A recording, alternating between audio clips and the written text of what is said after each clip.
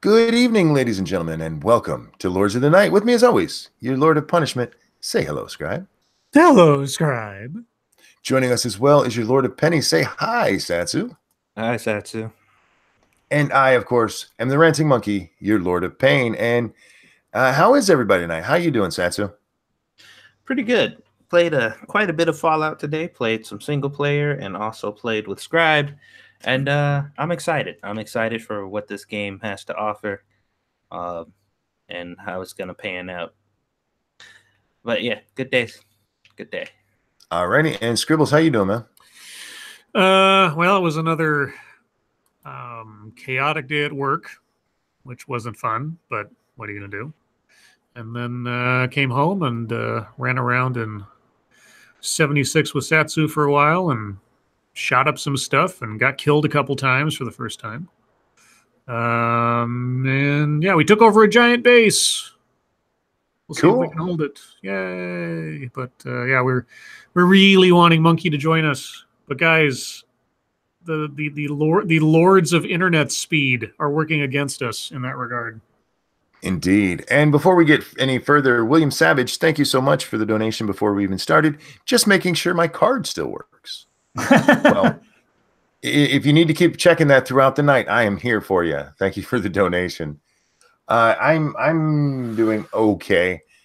The phone guy finally came out today. Yeah. And he told me the internet speed I get is the fastest that I can get at my house. Oh no. Unfortunately, they don't have a package for this speed because it's actually 7 gigabytes is the fastest download speed here. Just because of distance I am from whatever hub. Here's the problem though. They have a 6 gig package or they have a 12 gig package. Uh-huh. If I get the 6 gig package, it'll actually take my internet speed down to under 6 gigs. What? Yeah. So if I want to keep the nearly 7 that I get right now, I have to keep paying for 12. That's ridiculous. Shouldn't they give you a discount? Well, this was the technician. He actually said to me, I probably shouldn't say this to you, but have you checked with the local cable company? Yeah. I'm like, yeah, believe me, I've talked to him. But I'm going to call the phone company because he's just a tech. He doesn't deal with that stuff. So I'll call them, see if there's any, at least like pro rating they can do. Come on, fucktards. Yeah, because he asked me, he goes, how long have you had this service? I'm like, at least 2 years. He goes, oh, yeah, this is the best you can get here. I'm like, you fuckers. And I've learned that holding my granddaughter causes me a great deal of pain, which is not fun to find out. But you know what? I'm still going to do it because she's that cute. Monkey Dick, Jim Jones, movies, video games. Hit that like button, guys. Seriously, hit the like button. It helps with the algorithm. You know what else helps? Sharing our stuff because YouTube doesn't do it. So for all your favorite creators, say Satsu and Scribe, make sure you share their videos and their streams. Do we have anything else before we get into what is going to be my favorite part of the night? I don't think so. Are you guys streaming tonight? Oh, we are. We will be playing 7 Days to Die with the fans. You can play if you have it on PC. Just hit our Discord links and you can get the information on how to join us.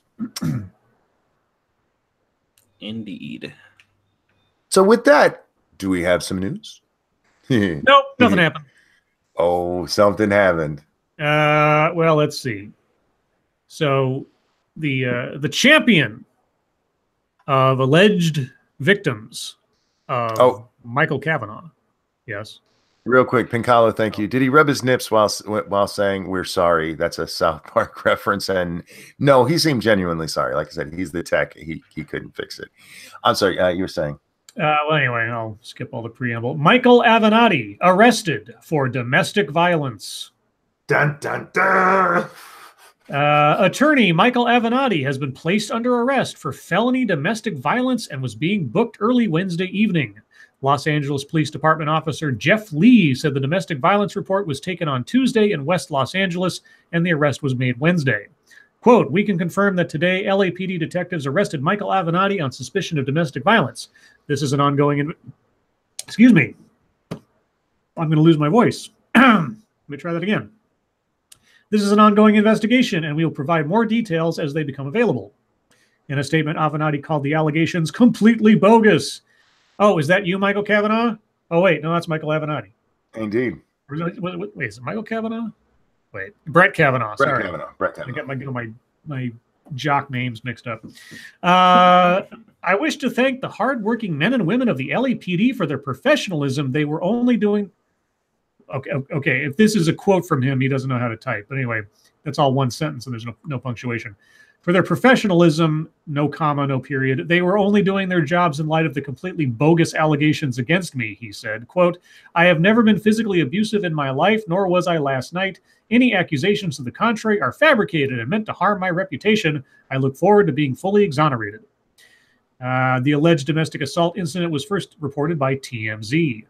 Avenatti emerged this year as a regular antagonist of President Donald Trump, beginning with his legal representation of Stormy Daniels and his frequent media appearances. For months, he has publicly flirted with a potential bid for Democratic presidential nomination to challenge Trump in 2020. The alleged domestic violence incident could dash Avenatti's prospects as a potential insurgent Democratic candidate and clash with the image that he has presented for himself as an advocate for women, including... Fuck me! Dude! The entire paragraph is one fucking sentence. They do that way too much. Okay, I'm going to back up, try that again, because my brain got ahead of me. The alleged domestic violence incident could dash Avenatti's prospects as a potential insurgent Democratic candidate and clash with the image he has presented of himself as an advocate for women, including Daniels in her clash with Trump and as an accuser against recently confirmed Justice Brett Kavanaugh. The Vermont Democratic Party canceled Avenatti's appearances for Friday and Saturday following his arrest, and it will refund all ticket sales, said Christopher DeMezzo, the party's communications director. They haven't told us exactly what the allegation was, or... I have that. Oh, you do have the accuser, because this story doesn't tell us. Yes, in the TMZ, the original TMZ article, This is what they're told. We were told Wednesday afternoon the woman was on the sidewalk on her cell phone with sunglasses covering her eyes, sobbing and screaming on the phone, I can't believe you did this to me. I'm going to get a restraining order against you. We're told security brought her inside the building, took her upstairs, and Michael showed up 5 minutes later and ran into the building. He screamed repeatedly, she hit me first. We're told he angrily added, this is bullshit. This is fucking bullshit. We're told he tried getting into the elevator, but security denied him access. Cops showed up and escorted him to the corner of the apartment lobby and spoke with him for 5 to 10 minutes and then took him into custody. Apparently, the woman's face was swollen and bruised with red marks on her cheeks. Uh-oh. Yeah, bitch hit me first. It seems to be what he was saying. Okay, I want to preface this because I'm having too much fun with it. If this is real, some woman got beat up by this asshole, and that's not cool. It's not. I hope she recovers well from it and sues the shit out of his little bitch ass. So that part's not funny. Mr. Defender of all the women's getting brought up on charges for beating one. That's kind of funny. I mean, again, some woman had to go through that for this to be there, but he just looks like the kind of guy that would beat a woman. That's all I'm saying. What if it's not true? Well, if it's not true, then he should still have to play by the rules that they set forth and forever have accused assaulter tied to his name in any given situation, whether it's true or not. No. You see, that's the thing. Either the principle holds across the board or doesn't hold at all. If he's actually innocent, he should be, innocent till proven guilty, etc. I know. I'm just saying what I get you. Here's the thing. He deserves. Whoever reported this to TMZ, I mean, they obviously got at least part of it right because his ass was arrested for it. Mm-hmm. And if his quote, she hit me first, is correct. Look, if a woman hits you, I believe you have the right to hit her back. I don't know exactly how much hitting it would take to make her face swollen and bruised. If it was a matter of self-defense, then okay, he deserves to get off for it. Fine. I'm just saying he looks like the kind of guy who would beat a woman. Yeah. Well, either way, I'm gonna take the same position. Once all the facts and everything come out, then we can make a judgment call then. But I know that's the part. I mean, yeah, because right now we don't know. But I'm still going to enjoy it for a little while. So many people are enjoying it. There's Twitter's lit up with nothing but Avenatti jokes right now, and that part's funny. Oh yeah, well, any piss getting taken out of him for this, especially considering his track record and what's been going on and everything or whatever. That's all well deserved. But at the end of the day, if he didn't do it, he didn't fucking do it. Well, there's apparently a quote on his website that says it doesn't matter how much you win, it matters who you beat. Oh God. There's a couple of them actually that are kind of like, ooh, with the current circumstances. Ooh, again, man, if it's true, I think it's actually worse if it's true because he actually, I mean, beat a woman. And so if he actually did, fuck you, Michael. You're a scumbag as it is, but don't add beating women to it. And if he did do it, I mean, there goes any chance at 2020. There goes any chance at ever being on news again. Apparently this is all an argument over him kicking her out of an apartment they shared. It was originally reported that this was his ex-wife. It's not. It's just some girlfriend. But yeah, so we'll have to see as the case leaks out over the next couple of days what each side actually says went on. Because truthfully, the only side we have right now is his and what the police report says. So yeah, it'd be interesting to see if he's like, you should definitely listen to what she says. Yeah, I think he's lying, but listen to what she says. Well, I wonder how many people are gonna go the believe women route in this case. None. Nobody is. Yeah, I wonder if all the people who've been sounding out about hashtag believe women are gonna be like, yeah, in this case too. Three-sided coin, yes. Another male feminist strikes again. Thank you for the donation. It's hard not to enjoy this. And Scribe brought me down by bringing me back to reality because Scribe is right. We don't know if he's guilty. But creepy bitch. Sorry to be the wet blanket, but yeah, well, you were right, but fuck you for being right. I just hope one of the cops whispered in his ear, MAGA. Toasted says Alyssa Milano believes women in this case. Well, good for her. At least she's being consistent. Thank you. Next 6 minutes for Avenatti. Hindsight is indeed 2020. Oh shit.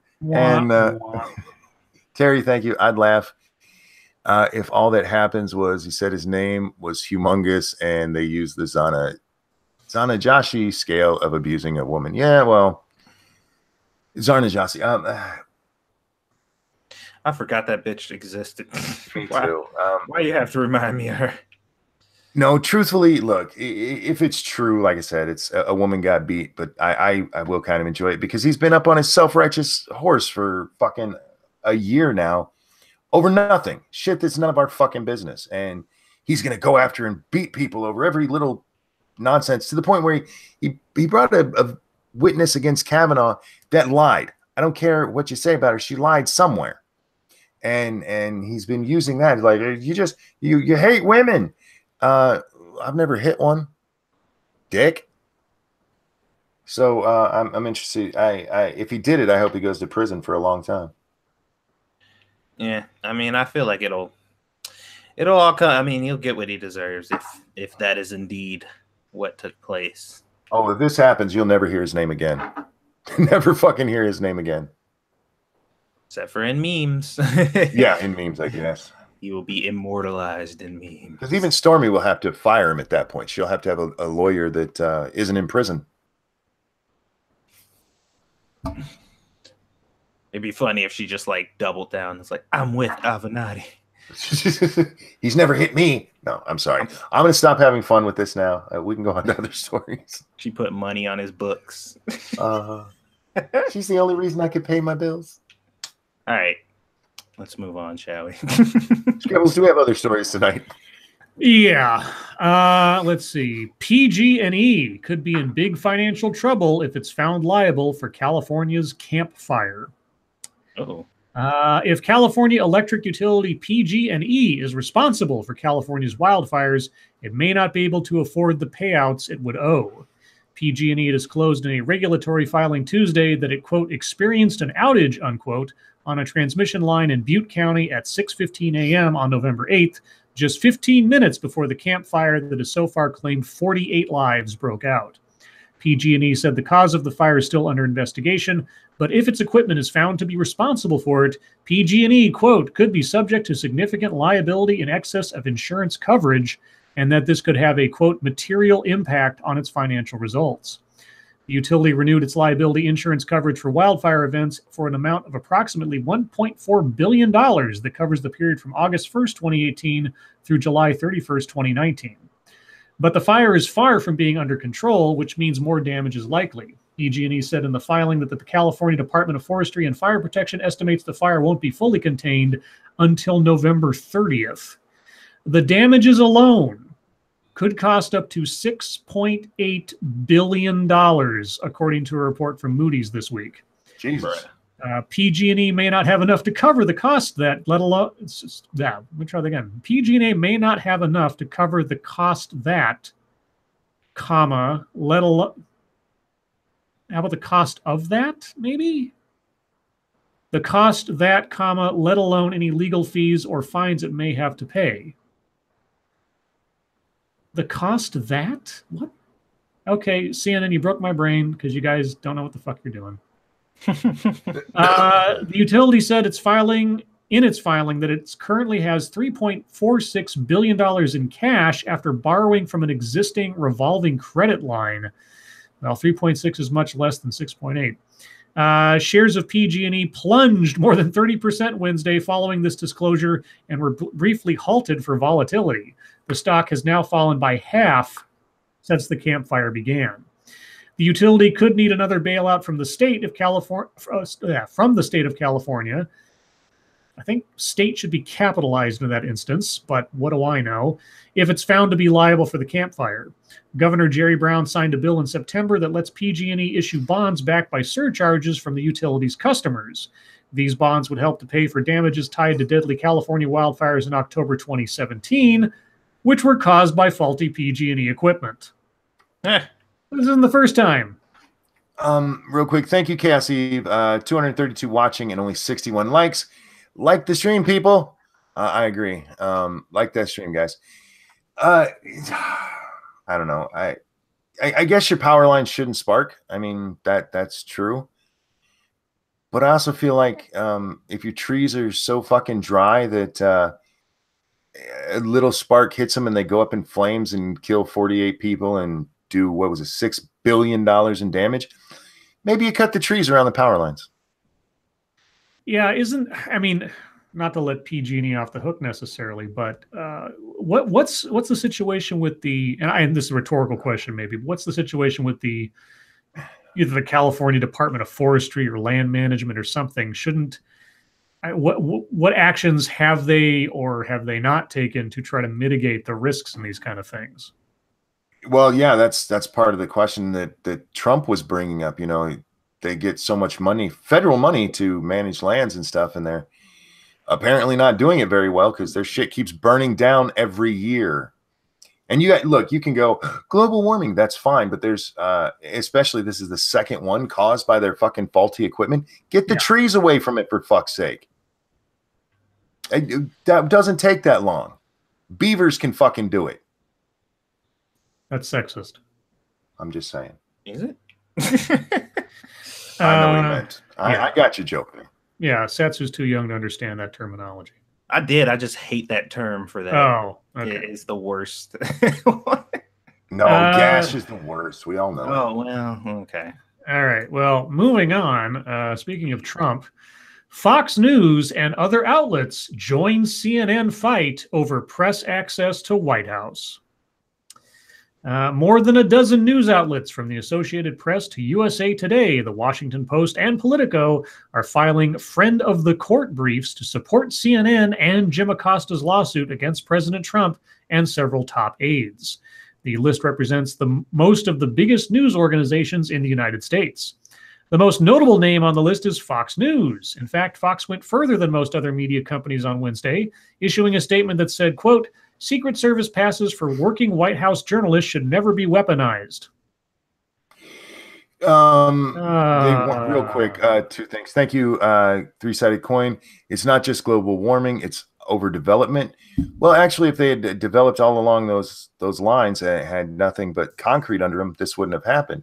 And Jenna P, thank you. Scribbles didn't write any of the articles, I swear.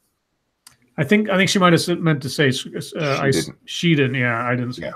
Because I certainly didn't write these things. Jeez. I think Scribe writes all of these. He's actually Chris Saliza. Ah, my secret's out. I rip off my face. My lizard head's showing. The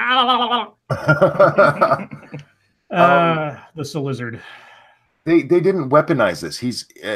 They're punishing him for being an asshole. Just him. I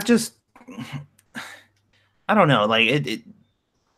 Whenever I see situations like that, it always puzzles me because I always end up comparing it to other situations, and I'm just like, if somebody does something illegal and they get arrested, it's just like their freedom shouldn't be weaponized because they did something that they shouldn't have. It's just like they did something they shouldn't have done, and they got punished for it. This ain't just, they're just like, hey, we don't want you here anymore. He literally broke the code and got punished. I don't understand what the fuck the disconnect is here. He's been belligerent. He's been abusive when there's children around, fucking yelling shit. Anyway. And then the final straw was him pushing that lady's hand away when she was trying to get the microphone when he'd already got to ask his fucking question. Standing up for him in this instance just makes you another dick. That's all. Yep. It is what it is. All right. Let's see. The statement came from Jay Wallace, the president of Fox News, hours after Fox commentators like Sean Hannity publicly criticized Acosta and CNN. The two networks have been rivals for decades, but Wallace said this case is about the free press. Quote, "Fox News supports CNN in its legal effort to regain its White House reporter's press credential," Wallace said. "We intend to file an amicus brief with the U.S. District Court." Wallace added, "While we don't condone the growing antagonistic tone by both the president and the press at recent media avails, we do support a free press, access, and open exchanges for the American people," unquote. Fred Ryan, the publisher and CEO of the Washington Post, also expressed his support for the action in a separate statement. Yada, yada, yada, yada, yada, yada, yada, yeah. And BuzzFeed says it'll be signing on as well. Oh, good. Well, yeah. Doesn't this not make sense though, considering the fact that he didn't ban CNN, he banned Jim Acosta, right? Or whatever the fuck his name is. Yes. So, and any other CNN reporter could go in there and get the credentials for themselves. And by the way, he's not banned from the White House. All this was his permanent pass, which means every day he doesn't have to go in and file for a new pass like most people do if they're not part of the big boy news organization club. Jim Acosta every day could go to the White House and fill out a little form requesting a day badge and get in there with that.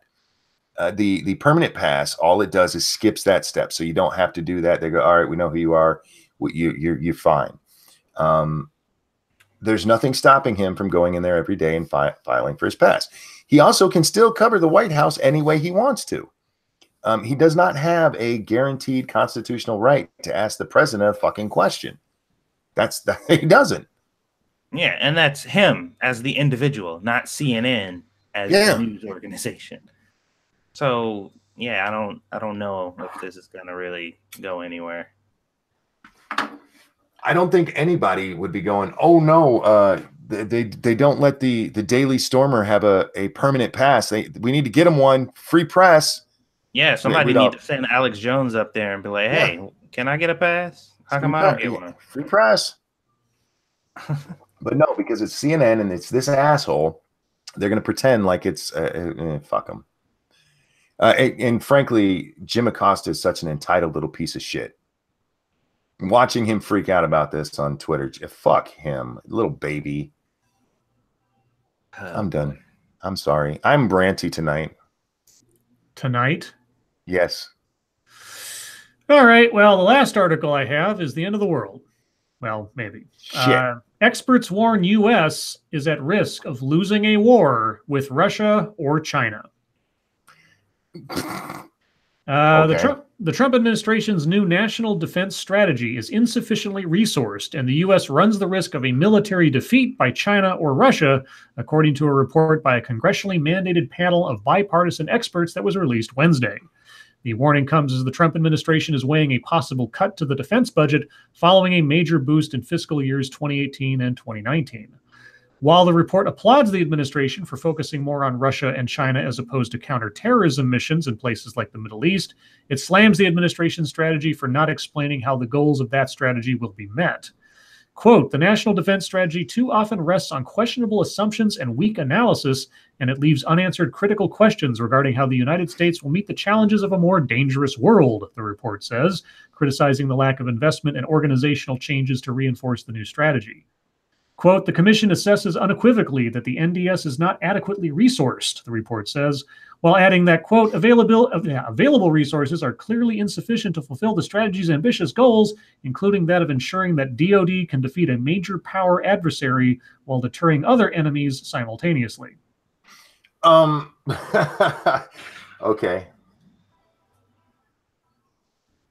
I don't know. There you go. That's the base. That's long and the short of it. Yeah, if we had to invade mainland China, we might run into a problem. Same with mainland Russia. But if we just got into a war with them and surrounded ourselves there's a fucking ocean they have to cross to get to us, or Canada. I think Prospero said it very good there. Where was that? According to a bunch of neocon warhawk mouthpieces for Pentagon contractors. Yeah, I think that's what that is. Look, I'm all for military spending, making sure that our military is up to snuff, but we shouldn't be. I don't think we need to every fucking 2 years decide that we have to spend twice as much as we were because, Russia might do something or China might do something. We're fine. We're fine. We're not going to try to take land from them. I know that's what I'm with you, Faithless. That it would depend entirely on how we got into a war with them and what we were warring over. So, yeah, just my opinion. I don't know enough to even comment. So, and if they want to trade nukes, anybody in coastal cities would be fucked, but I'd be fine. Just saying. That's not nice. They ain't gonna ship no nukes at me. Oh, Florida. Yeah, I got nothing to add to that. Scribe, you still there? Yep. Oh, okay. Did we have any other stories? Nope, that was the last one I had. Gotcha. All right, and on that, guys, we're going to move over to the hashtag MSS News on the Twitter machine. If there's a story you'd like us to read, something you think would be funny or insightful, hit us up at the hashtag MSS News on Twitter.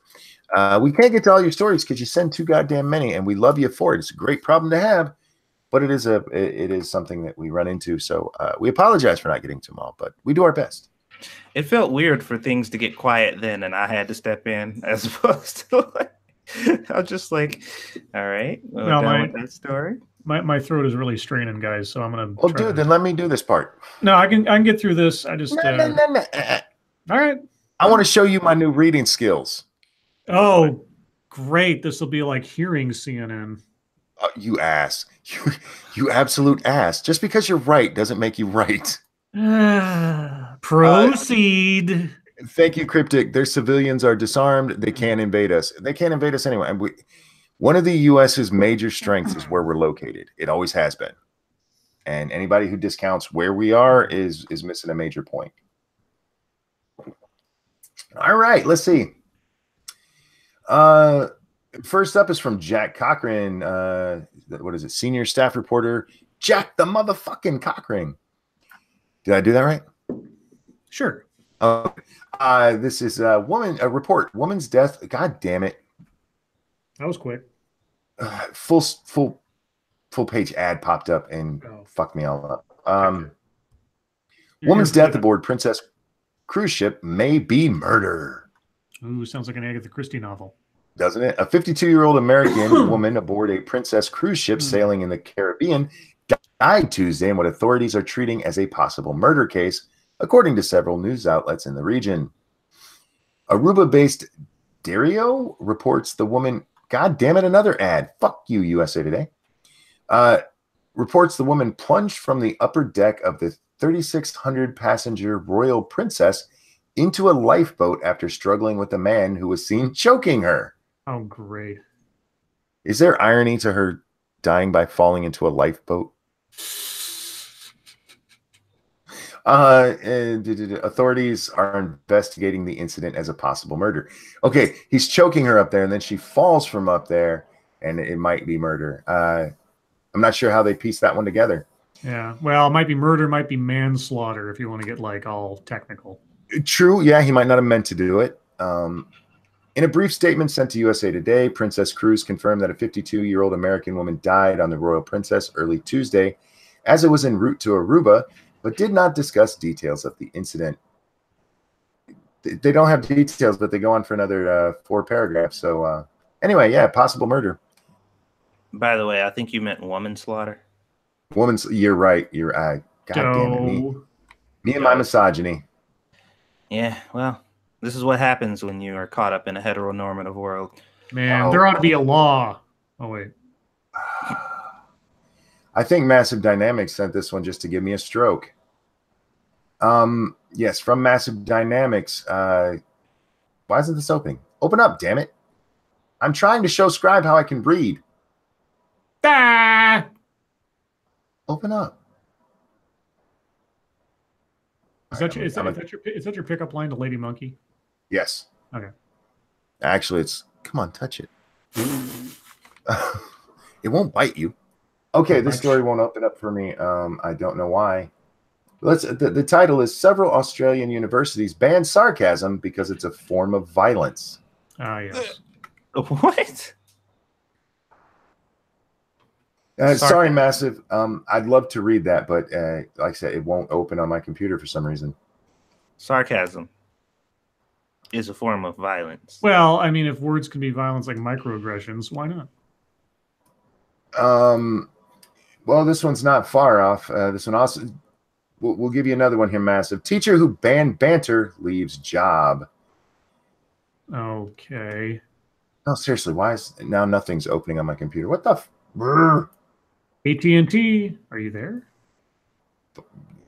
I'm not downloading anything. Nothing's uploading. Why won't you? Oh, there we go. Teacher who banned using the word banter in his class because it was an excuse for bullying leaves his job. Mike Stuchberry, I don't know how you say that. Stockberry, 35, banned the word banter in his Norfolk classroom. His blog saying it was a cover for bullying sparked national debate, but he's now left Lynn Grove High School saying he felt forced out. Is this the guy who's been like arguing with Dankula? I don't know. I'm almost positive it's this motherfucker. A supply teacher? The fuck is a supply teacher? Is this is Australian? This is British. Oh, British. Okay. Thank you, Randy Dimmick. Would it be funny if her name was Rose and she was floating on a door? Oh. Yeah, actually it would. That's a Titanic joke, y'all. Yeah, Mike, this guy, I'll have to look that up later. A supply teacher who banned the word banter in his classroom because it encouraged bullying has left his job saying he felt forced out. Mike Stuckberry, Stuchbery, Stuckberry, stepped down from his Lynn Grove High School in Great Yarmouth, Norfolk, after claiming his teaching agency phoned him to say his services were no longer required. Well, did he step out, or did they fire him? Both. He was called into a meeting with the head teacher on Monday, where it was agreed he would look for work elsewhere, he said. The teacher had sparked a national debate with his blog about banter just 2 months after starting a career in Britain, where he immigrated after spending 12 years working in schools in Australia and Germany. Mr. Stuckberry, who was on a 3-month contract he'd hoped would be made permanent, described how he was banning the term because he believed teenage pupils used it to evade punishment and trivialize bullying. His blog post was shared online and published by educational supplements, sparking division among readers and, according to Mr. Stuckberry, the silent treatment from colleagues in the staff room. He announced he left his job in a follow-up blog post, writing, "I find myself wondering sometimes whether that job should have even been in the classroom. I still can't work out whether what I said was the right thing to say." But you still, you did it. Did you not mean it? Anyway, so yeah, somebody said apparently he's that means a substitute teacher over there. Gotcha. Oh, thank you, WR. We don't know these things. Oh my God, Frosted. See, you guys are trying to give me a stroke. Did you know I was going to be reading tonight? This one comes to us from Frosted Glass, and it's from Vox, y'all. Oh boy. Why racist politics appeals to white women, explained by American history. Oh God. To understand white women's political behavior, you have to understand how they've been both empowered and disempowered. Which is it? I don't know. What is wrong? What is wrong with white women? Moria Donegan asked at The Guardian after last week's midterm elections. Why do excuse me. Sorry, guys. Why do half of them so consistently vote for Republicans, even as the Republican Party morphs into a monstrous, ugly organization that is increasingly indistinguishable from a hate group? Wow. Questions about white... Well, tell me again about what this article's about and how you're hating on white women and you're supposedly progressive. What? Yeah, right. Questions about white women's allegiances came to the fore again this week when news broke that a white woman senator facing a runoff in Mississippi made a joke on the campaign about attending a public hanging. Did we discuss this on this show? I don't know. I know of the story. I don't know if we actually ended up talking about it on the show. Though. For those of you who don't know, she was recorded saying that she would attend a public hanging. She didn't say that she'd attend a public hanging of somebody being lynched. She was talking about old school justice where we hung people in the streets, not get that Negro and put him on a tree. That's not what she was talking about. But that's what they've morphed it into because she's running against a black woman. So obviously she meant lynching. I hate people. Progressives sometimes expect white women as a group to support the interest of people of color of all genders. They're not a group. After all, women know what discrimination feels like. They're not a group. They are not a hive mind. They are not an association of card-carrying members. It's a demographic, for fuck's sake. Hey, they all white women. They a group. Okay. I'm just saying. Most of us continue to see white women through the lens of gender, explains Stephanie E. Jones Rogers. God, does anybody have a single last name anymore? So they don't have a gender because they're white? No. What they're saying is that because they're female, they just see them as female rather than as white female. So we have to value people differently on the basis of skin color is what Vox is telling us. Okay. Exactly. Well, they keep forgetting that white part makes them racist. This allows for us to be optimistic about the... Sorry. I got to stop reading ahead. This allows for us to be optimistic about the possibility that their gendered oppression will allow for them to find common cause with other dispossessed groups. But that common cause has been elusive. I'm going to have an aneurysm, I swear to fucking God. Okay. So, yeah, white women bad, y'all. Who said this? Who's quoted there? That was Stephanie E. Jones Rogers, a history professor at UC Berkeley and the author of the forthcoming book, They Were Her Property, White Women as Slave Owners in the American South. That's how. Can you tweet me that article? Absolutely. You know what? It sounds like someone, and I could be wrong, but it sounds like someone who might have a TED Talk out there, and I just love to check that out. Okay, why did that take your name off there? Oh, because I spelled your name wrong. There we go. You can't helps when you put the C in it. There you go. I just tweeted it to you. All right. Jack, we already did one of yours. Mash. Wow. This one comes to us from Mashishu, and waiting for it to open. There we go. Chicago Tribune, ex-Chicago police commander charged with stealing $360,000 from Social Security. A former Chicago police commander who earned praise for overseeing big reductions in violence in one of the city's most historically dangerous districts has been charged with stealing more than $360,000 in Social Security funds in a scheme lasting more than 23 years. Wow. That's dedication there. How did it take him 23 years to find out he was defrauding the system? Well, if you trust someone and I think at that point you got to just all right, you got to keep the money. A one-page. Wow, I love that logic. A one-page criminal information filed Wednesday in U.S. District Court accused Kenneth Johnson of he only had one last name. Of bilking the Social Security Administration out of $363,064 from about June 1994 to November 2017. Although the charges did not contain any more details, God damn it. Why can't these sources ever be named? With knowledge of the investigation, told the Chicago Tribune that Johnson is accused of stealing benefits intended for his mother. The charge also makes no mention of Johnson's former role with the police department. The 32-year CPD veteran retired in August. Johnson, 54, is scheduled to be arraigned next week.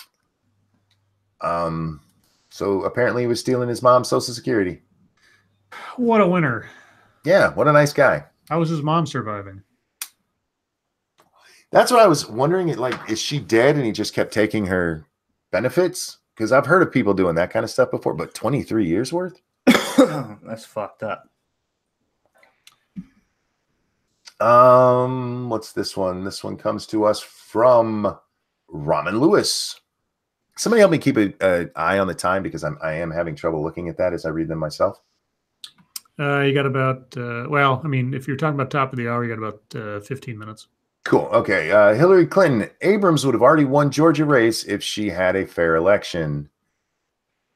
Former Democratic presidential nominee Hillary Clinton on Tuesday. Why are we still hearing from Hillary? I called her Killary on accident. That was a total accident, guys. Don't most losers go away? Don't they go back to what they were doing? Why? She's like the candidate who won't leave. Anyway, she said that, if she'd had a fair election, she would have already won. Clinton said that people on the other side are undoing the voting rights in the election. This all goes back to, the whole Georgia thing about they were getting rid of people who didn't have the right names. Because Georgia kicked some people out for not having their names proper on their voting registration. And she can't help but get her name in the news attached to anything. What is running in 2020? She's got to keep herself relevant, I guess. She ain't running in 2020. Oh, well, she'll run, but she ain't gonna win none. Didn't one of her aides come out and say that she definitely is running? Two of them, two of her Yeah. former aides. Yeah, but yeah, it's not real till she says it. Anthony Vogel in chat says, what an amateur. Got an ongoing case here in Denmark where a social worker defrauded the system for almost 17 million. Yeah. Holy fuck. Well, that's nothing compared. Did you ever hear about Dixon, Texas, I think it was? The city, the tiny little town. This is like the town that Ronald Reagan was born in. But the city comptroller there, over the course of, I think it was something like 13 years or something, defrauded this little town of like $40 million. Jesus fuck. Yeah, she opened up her own horse business and was just lived in a mansion, and the city didn't know because she squirreled the money away into a hidden account. She would siphon the stuff off bit by bit. And since it was such a tiny town, there was a bottleneck with the financial management. She was the only gatekeeper. And so everybody just had to believe her when she said, look, the city finances are just not doing that good. We can't afford this. We can't afford that. We're going to have to cut some money here. And she was just taking it all and did so for decades practically. And until one day she went on vacation, somebody else had to check on something she was working on and figured it out in 5 minutes. Thank you, Randy. Hillary, the herpes of politicians. You're not wrong. I mean, that is actually a pretty good description of her. She never goes away. George Mason sent the Avenatti thing, and a lot of people sent that. Thank you. You guys know me so well because I enjoyed that story more than I probably should have. Let's see. What's this one? This is from Terry Diamanis. This male conservative politician says he's now a woman and is therefore free to talk about abortion. Oh, jeez. Wow. Is this a troll or is this somebody being like, I don't know. National Senator Barry O'Sullivan has told Parliament he is declaring his gender to be a woman, so the left-wing politicians will stop attacking him over his anti-abortion views. Wow. Sullivan moved a motion on Monday calling for pro-choice activists to be banned from disrupting the annual Day of the Unborn Child, established by Pope John Paul II to provide a position option in favor of life, and is observed on March 25th. The motion claimed it was hypocritical of pro-choice activists to complain about pro-life protests near abortion clinics while also protesting at pro-life events. It was voted down 32-12. You're not wrong there, except for the people who are going into abortion clinics. That's a little different than somebody who's just holding an event. Let's be real. Be honest about it, at least. During the debate, Green Senator Larissa Waters said O'Sullivan should be ashamed of himself. This is a quote, Senator O'Sullivan needs to get his hands and his rosaries off my ovaries and those of the 10,000 Queensland women who have an abortion each year, 10,000 women who have the right to make a decision about their own bodies without the opinions of Senator O'Sullivan getting in the way. She later withdrew the comment after Liberal Senator Eric Abetz objected. O'Sullivan claimed it was these comments, which he characterized as attacks, that prompted him to declare himself a woman on Wednesday afternoon. Yeah, you know what? I'm surprised it's taking somebody that long to do that. Thank you, Three-Sided Coin. Lisa Crudwell, she was siphoning the money out to a sewer fund. The documentary was amazing, and it was Illinois. Oh, was it Dixon, Illinois? Oh, my bad. I thought it was Texas for some reason.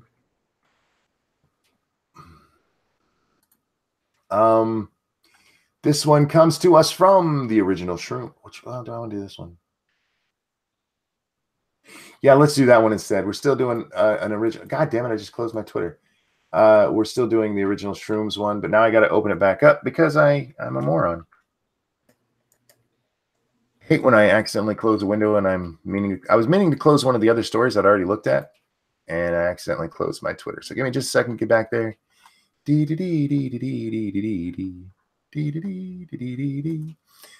Yes, so this one comes to us from the original Shroom, and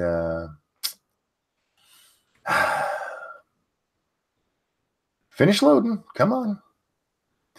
New rep is racist. Whites in my state are uneducated. A newly elected Democrat in Tennessee state legislature, London Lamar.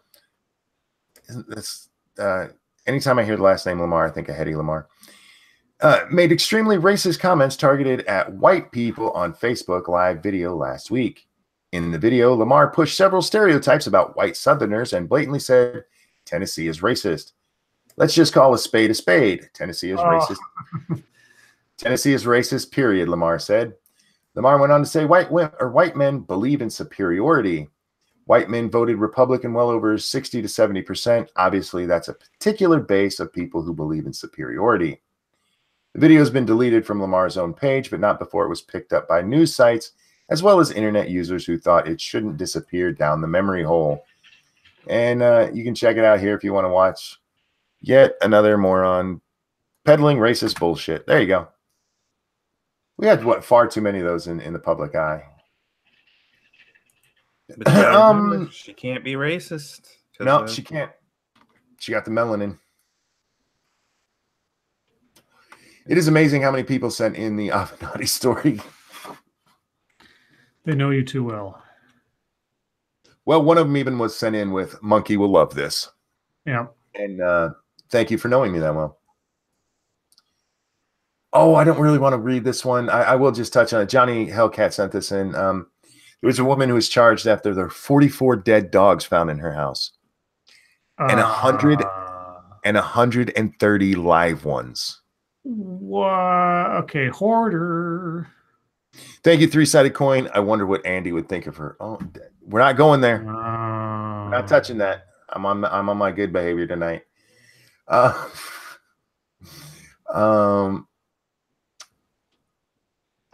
are we actually moving on with this? What's the date on that? Yeah, this is from today. So this is from Salami Evil Wag, who goes by the name Airline Pamphlet right now. Oh, yeah. Betsy DeVos set to rewrite guidance on college sexual assault cases, giving new rights to accused. They've been talking about doing this for a while. God, since she was put in pretty much as the Health and Human Services Secretary, or Education Secretary, sorry. Education Secretary Betsy DeVos is set to release a sweeping overhaul of how colleges and universities must handle allegations of sexual assault and harassment, giving new rights to the accused, including the ability to cross-examine their accusers, people familiar with the matter said. Even in something like this, we have fucking unnamed sources. Of course. Is that really necessary? Necessary? Yes. Yeah. The proposal is set for release before Thanksgiving, possibly this week, and replaces less formal guidelines issued by the Obama administration in 2011. The new rules would reduce liability for universities, tighten the definition of sexual harassment, and allow schools to use a higher standard in evaluating claims of sexual harassment and assault. The rules stem from the 1972 law known as Title IX that bars sex discrimination at schools that receive federal funding, but was never meant to be used this way. I was just adding that part in. Most of the attention is on higher education, but the rules also apply to elementary and secondary schools. Once published in the Federal Register, the proposal will be open for public comment before being finalized. It doesn't seem to tell us what it actually does, so I can't wait to see. It's about time. They need to get... The Obama-era rules fucked a lot of things up. They really did. They turned colleges into courts, and you were guilty even if proven innocent most of the time. Mattress Girl. Yeah. She was a fucking liar, and there have been a lot of cases like that. Many cases like that. What's this one? From Peter Stewart. Thank you. NASA wants what? NASA wants Canadian boots on the moon as first step in deep space exploration. Why? U.S. is seeking support for its next generation space station launching in 2021. The head of the U.S. Space Agency said today he wants to see Canadian astronauts walking on the moon before long, part of a first step towards the farther reaches of space. Why specifically Canadians? Uh, Jim Bridenstine, administrator for the National Aeronautics and Space Administration, said he wants Canada's decades-long space partnership with the U.S. to continue as NASA embarks on. He just wants some Canadians in case things go wrong. We push them out the air chute first.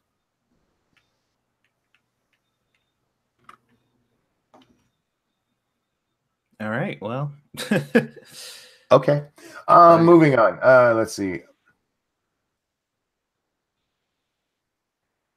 Oh dear God. Colleen, I love you, but you're adding to my aneurysm. This one comes to us from senior Florida correspondent Colleen Bernier. CSU adds long time no see, you guys, freshmen, to long lists of politically incorrect words. Students at Colorado State University apparently should no longer say long time no see, you guys, or freshmen, because those terms are not considered inclusive language. Long time no see? I don't know. In an opinion, oh, real quick. Thank you, Terry Diamandis. Avenatti, that like button, everyone. Jesus fuck. I know why he's the right. long time no see one. Okay, explain that one to me. Or just explain the article. Well, yeah, I don't know. It's probably going to be explained, but it's supposed to be broken English from Asians or whatever. What? Yeah. Okay, go on. In my opinion, for the Rocky Mountain Collegian, titled CSU has gone too far with inclusive language, CSU student Katrina Leiby, I swear that's Leiby. It's L-E-I. You mean Lieb? Is that Lieb? Well, if it's German, like love, like Lieben. Oh, because that's really close to being labia, sweetie. Said she Wow. What? Nothing. The way it's spelled is close to Lee. That's fine. Go ahead. You go ahead, you literate motherfucker. Go ahead. All right. Katrina Pussylip said she was told to use y'all instead of first year, and first year instead. Fuck. Can you speak? It's not me. It's this. Sure it is. She was told to use those instead of the other ones because it's inclusive of all genders. A countless amount of words and phrases have been marked with a big red X and defined as non-inclusive, Pussylip wrote, describing her frustration with the university's penchant for political correctness. Ooh, penchant. It has gotten to the point where students should carry around a dictionary of words they cannot say. Mm. Inclusive language is language that, quote, is free from words, phrases, or tones that reflect prejudice, stereotypes, or discriminatory views of particular people or groups. Tones? Tones. What pitch shall I speak in that will not hurt someone's feelings? Like this. As well as language that, quote, doesn't deliberately or inadvertently exclude people from being seen as part of a group. Inadvertently. Inadvertently. Unintentionally. Inadvertently. Yeah, microaggressions. We are all back to fucking microaggressions. Here you go. Pussylip's piece does not say why the phrase long time no see is considered non-inclusive, but an Oxford Dictionary blog, 9 words with offensive origin, provides a history of the phrase and says the phrase was originally meant as a humorous interpretation of a Native American greeting used after a prolonged separation. Oh, and we all know that, of course, which is why we say it, because that's our intention and our foreknowledge of the phrase and our meaning behind using it. Yeah, good job, guys. Give me a fucking remember, even if you don't mean to be offensive, you can be. Inadvertently, unintentionally, it's still a bad thing. Yeah, no, I get it. And we're going to do one more, and this one is also from Colleen Bernier, but it's the last story, so I'm going to do this real quick. The owners of a novelty glassware company have armed their staff with pistols and rifles as a unique and memorable Christmas present. What? Bruce and Ben Wolfgram, the father and son co-owners of Ben Shot, a Hortonville, Wisconsin-based company that makes drinking glasses embedded with bullets, wanted to surprise their 16 full-time employees with an early Christmas gift ahead of the busy holiday season. Our main motivator was personal safety and protection, but we live in a local hunting community, so we already know how people feel about weapons. We also know our employees and their families well, so there's lots of trust here. Last month, during a company meeting in the glass workshop area, the Wolfgang announced the gift to their staff. A few of the people told their spouses who couldn't believe it. Collectively, they gave them $8,000 in gift cards to go to the local gun store. Okay. And then there's a picture of them with all the employees standing there with the guns that they got. That's awesome. But guys, that's going to wrap up MSS News. And I stumbled a little bit, but I think my reading's getting better.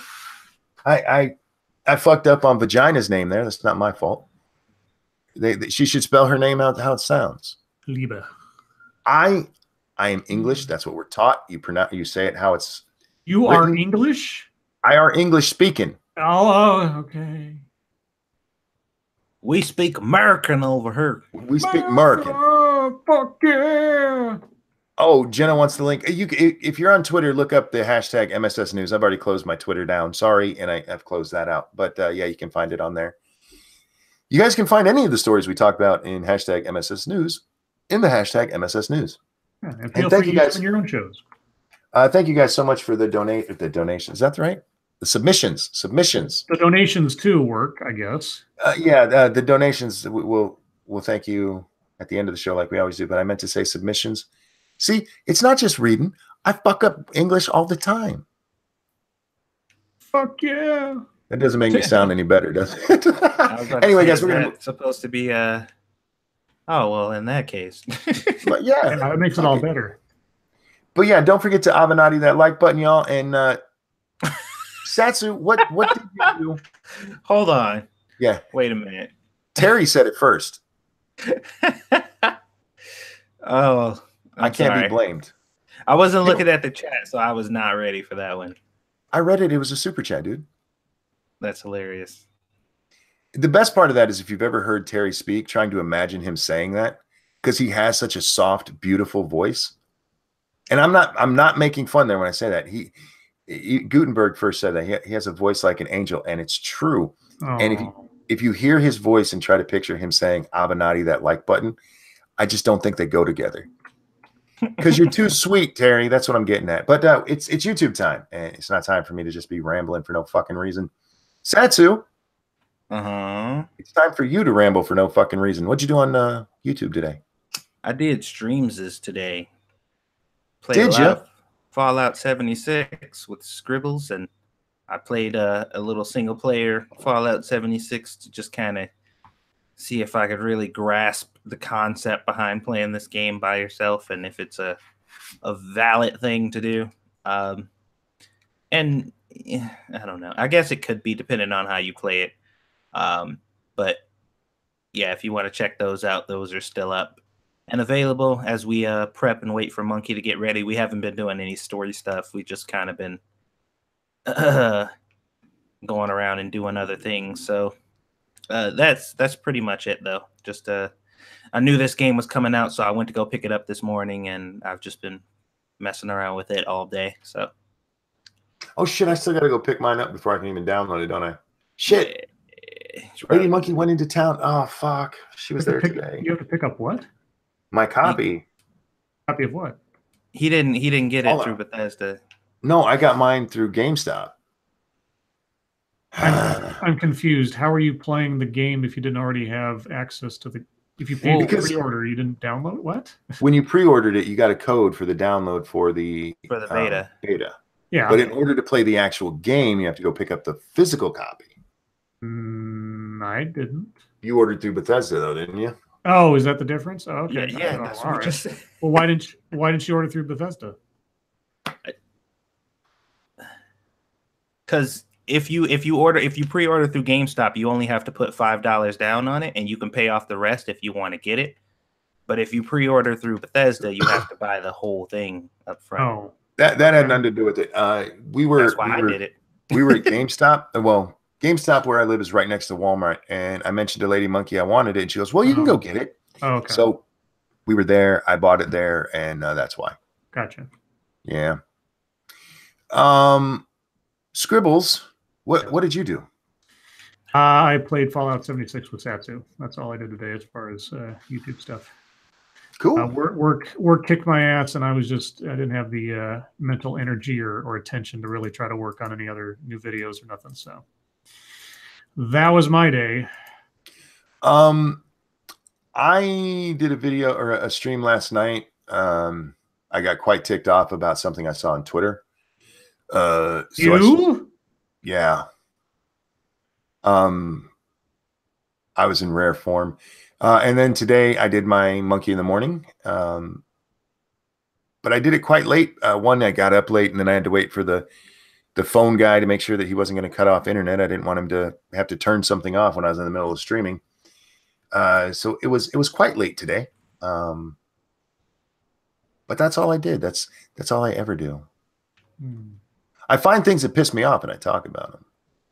Really? I do want to remind everybody, after this, we will be over on 2 Cents Plus playing 7 Days to Die with the fans. You can join us if you have it on PC. The information for getting into the server it's pinned in both mine and Satsu's Discords. The link for my Discord is below. I don't think Satsu's is. Nuts, are you out there? Could you link those for us, sweetie? Thank you, Red Castry. I am far too antisocial to go to a game store to pick up in town. Also, 76 is not as fun as 7 Days to Die solo. I can see that. There's so much more to do in 7 Days to Die because you have to build literally everything. Where you're more finding stuff in Fallout. You find stuff so you can build. With that, we are going to move on to fucketry time. Do you guys have any fucketry?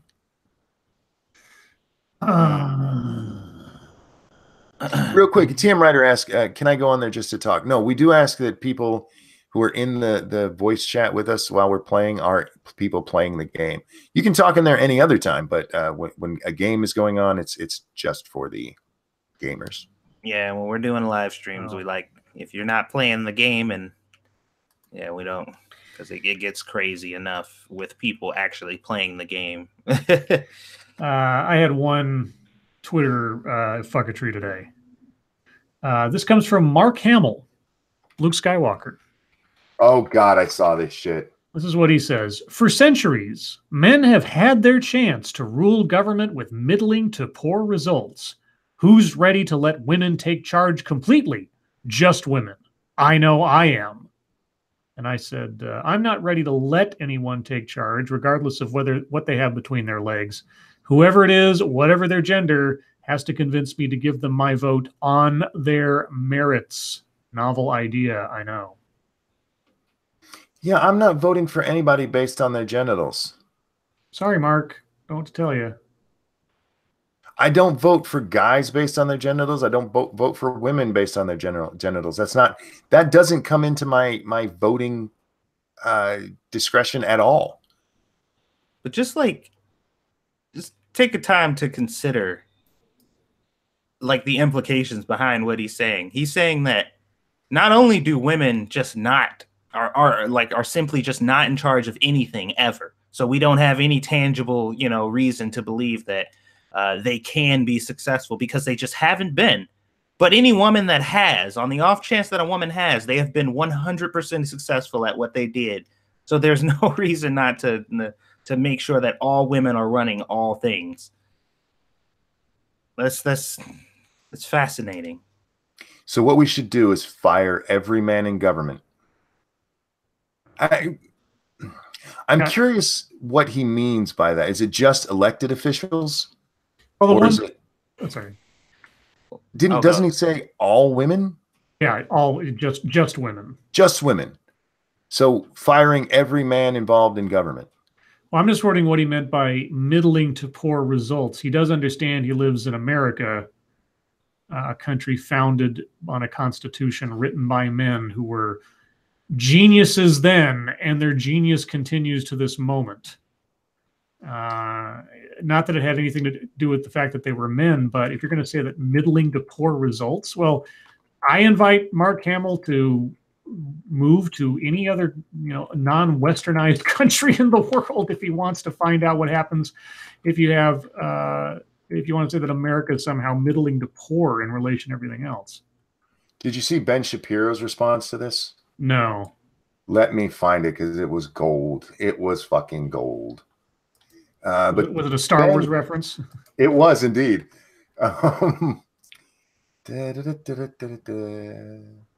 Goddamn, Ben, you tweet too much.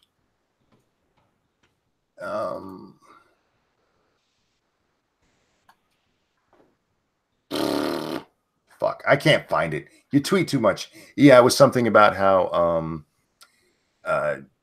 was it Leia was in charge for like less than a generation or something, and the whole galaxy went to hell. Oh, yeah, I forget what it was, but yeah, it was a beautiful response. It should have been a worse idea than the Last Jedi script.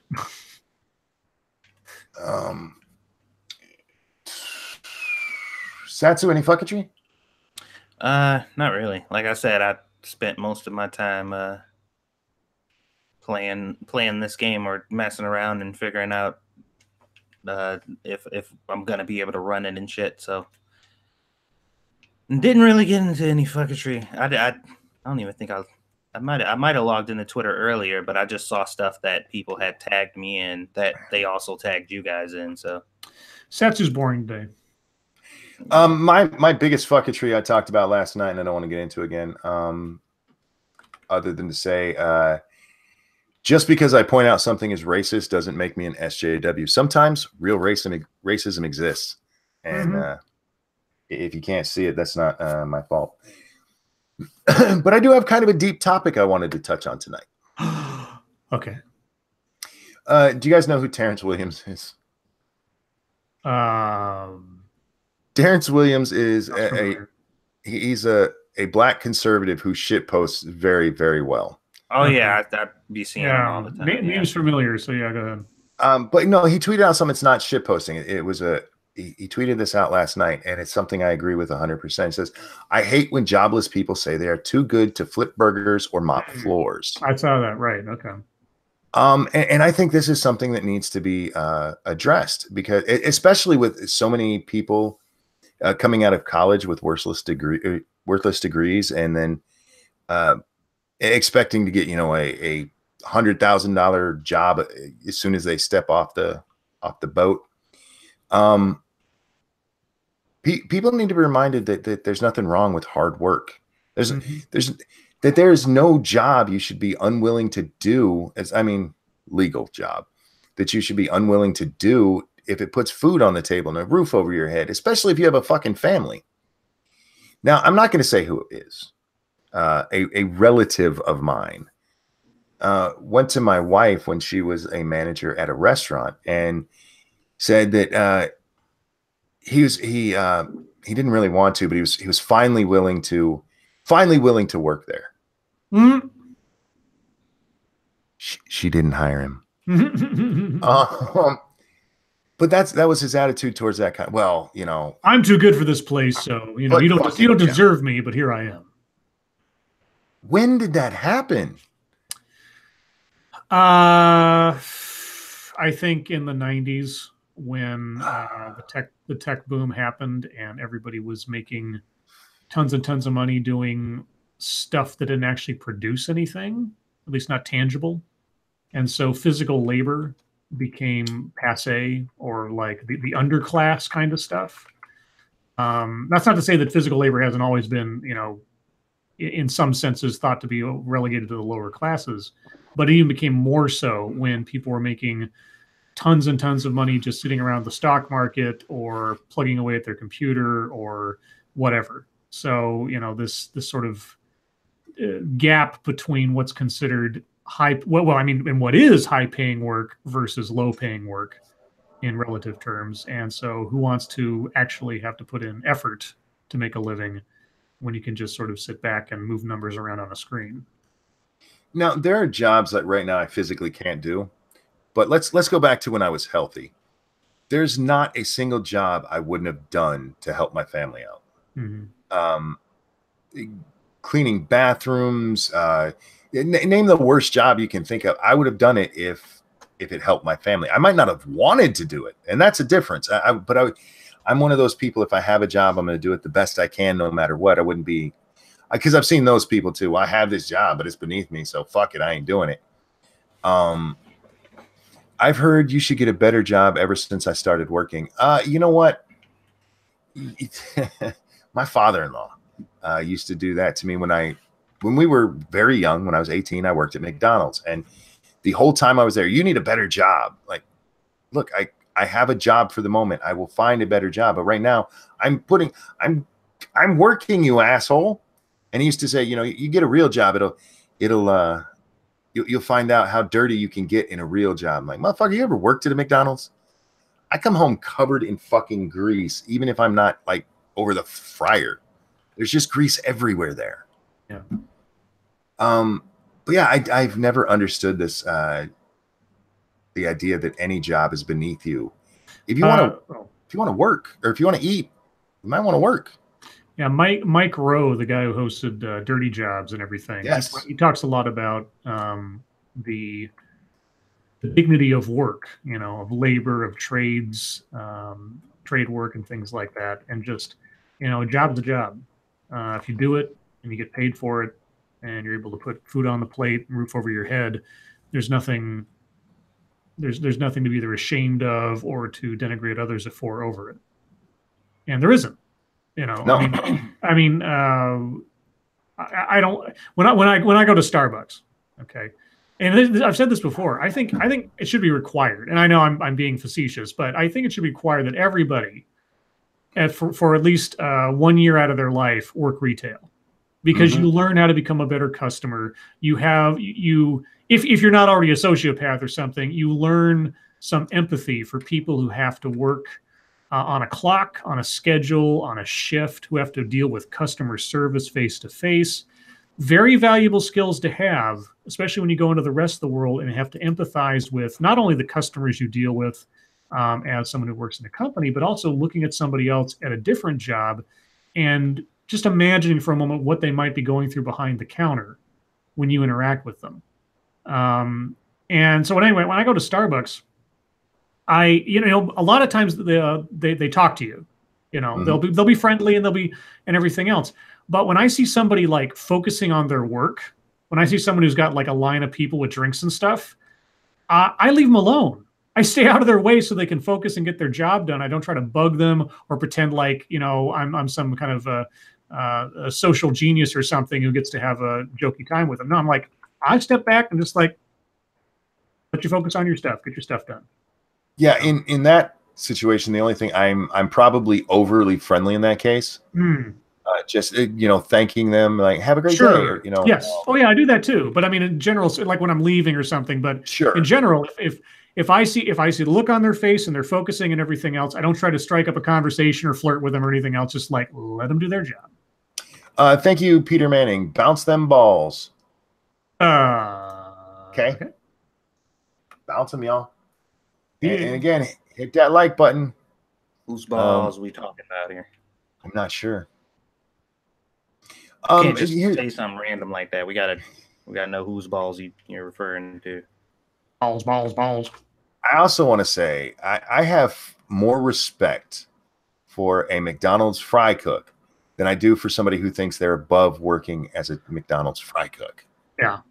That's the one everybody goes to when you're making fun of you're probably a fry cook. You know what? That's somebody who's working.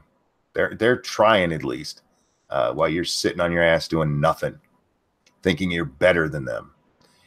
Oh God, I hate people sometimes. No, go ahead. I'm sorry. Oh well, it took me a while to kind of understand that when I was a kid too. But I actually had to have an adult like sit down and explain to me. Because I was looking for a job at the time, and it was like I want to look for the job that I want to do. And when all these other opportunities came up, I'm like, I don't want to do that though.